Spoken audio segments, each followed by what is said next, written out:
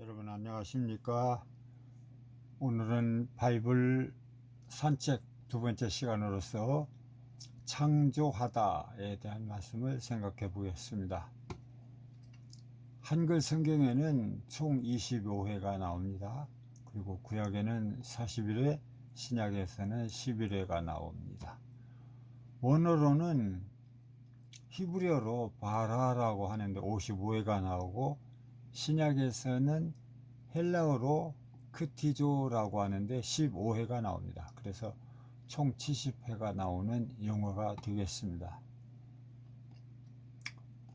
대개 우리 한글 성경에서는 이 용어가 창조하시니라, 또 지음을 받았음이로다, 또 만드시고, 또 창조하신, 지으심 등등의 말로 번역이 되어 있습니다. 이렇게 볼 때에 바라라는 말과 헬라어 크티조라는 말은 창조하다, 짓다, 만들다 등으로 번역될 수 있는 말이라는 걸 알 수가 있겠습니다. 창조의 개념을 몇 가지 정리해 보도록 하겠습니다. 첫째로는 무에서 유의 창조이다 하는 것입니다. 하늘이나 또 땅이나 빛이나 천체 등 만들어질 때 어떤 재료에서 생긴 것이 아니고 하나님이 맨 처음에 없는 상태에서 만드셨다는 점에서 우리는 창조의 의미를 발견할 수가 있겠습니다. 두 번째로는 창조는 그 행위자가 있다는 의미가 포함된 말입니다. 영어로 말하면 타동사가 되겠죠. 어떤 타의 에너지가 혹은 동작이 있을 때에 있을 수 있는 것이 창조인 것입니다. 그래서 현대 과학자들은 지적 설계론을 말합니다. 저절로 생긴 것일 수가 없다는 얘기죠. 사막을 여행하던 어떤 사람이 손목시계를 주셨습니다. 그리고 이렇게 생각을 합니다. 이 광야에 아무도 안 사는데 어떻게 여기에 이런 물건이 있을 수 있는가? 아마 이것은 저절로 생겼을 거야, 이렇게 생각을 한다면 얼마나 어처구니가 없겠습니까?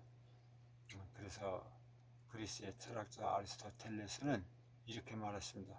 만일 이 우주에 운동을 맨 처음 시작한 이가 있다면 그는 하나님일 것이다, 이렇게 말했습니다. 아주 당연한 말이 아니겠습니까?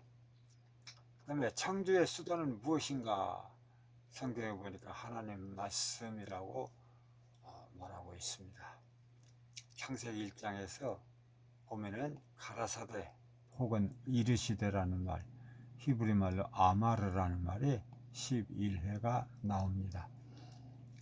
1장 3절에 보면 가라사대 빛이 있으라 하시니 빛이 있었고, 1장 6절 8절에 보면은 가라사대 물 가운데 궁창에서 물과 물로 나뉘라 하시니 또 뭐 그대로 되니라 그랬어요.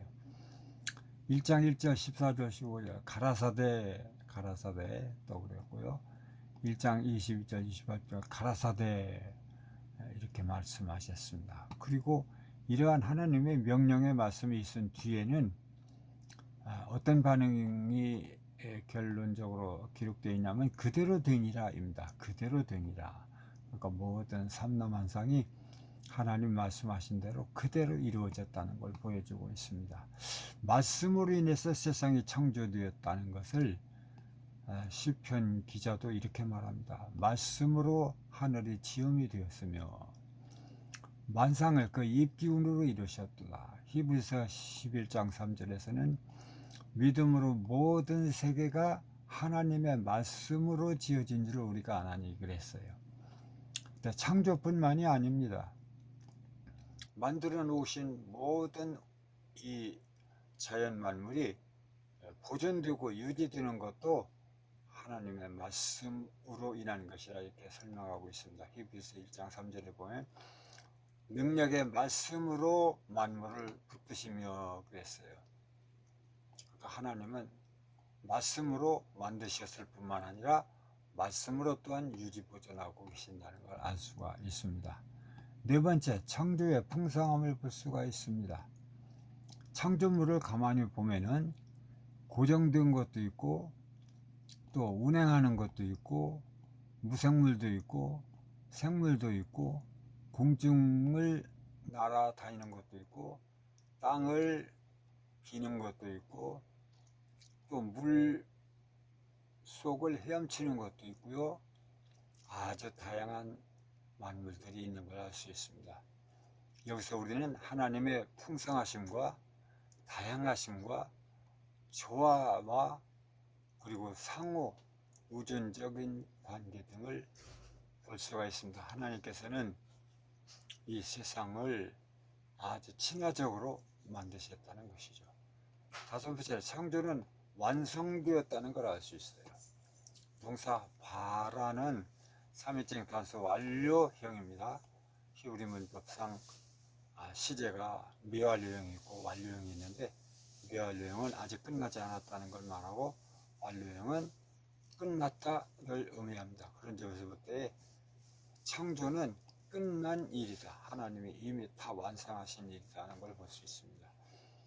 여섯 번째로 만족스러운 창조였다고 성경은 말씀하고 있어요. 창세기 1장에 보면은 보시기에 좋았더라는 말씀이 6번이나 나오는데 특히 사람을 만드시고 나서는 보시기에 심히 좋았더라고 하셨습니다. 왜일까요? 사람은 하나님 자신의 형상을 따라 자신의 모양을 따라서 지으셨기 때문이라고 할 수가 있겠습니다. 그러므로 하나님의 창조의 사역은 만족스럽고 기쁜 사역이었음을 우리는 알 수가 있는 것이다. 여기에 또한 모든 자연 만물 뿐만 아니라 인간의 가치와 존엄성이 있다고 볼 수가 있겠습니다. 결론적으로 말씀을 드리면 이 창조물은 완전하고 영원하고 궁극적인 세계는 아니라는 것입니다. 왜냐하면 물질 세계에 있기 때문에 그렇습니다. 물질 세계, 다시 말해서 보이는 세계는 보이지 않는 세계의 모양과 그림자라고 성경은 설명하고 있습니다. 히브리서 8장 5절을 보면 그들이 섬기는 것은 하늘에 있는 것의 모양과 그림자라 그랬어요. 구약시대 이스라엘 백성들이 제사하고 종교 행위를 하던 모든 것들은 모세가 만든 것인데 그것은 사실은 하늘에 있는 것들의 모형과 그림자라는 것입니다.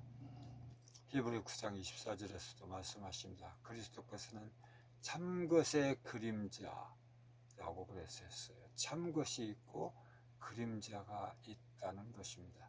그런데 예수님은 그림자인 성전으로 들어가셔서 제사 지닌 것이 아니라 참것인 하늘에 있는 성소로 들어가셔서 제사 지내셨다는 말씀을 하신 것입니다. 계시록 21장 1절을 보시면은 처음 하늘과 처음 땅이 없어졌고 바다도 다시 있지 않더라 그랬는데 이것은 모든 보이는 것들, 물질, 이 모든 것들은 언젠가는 없어지고 말 것이라는 걸 설명하고 있는 것입니다.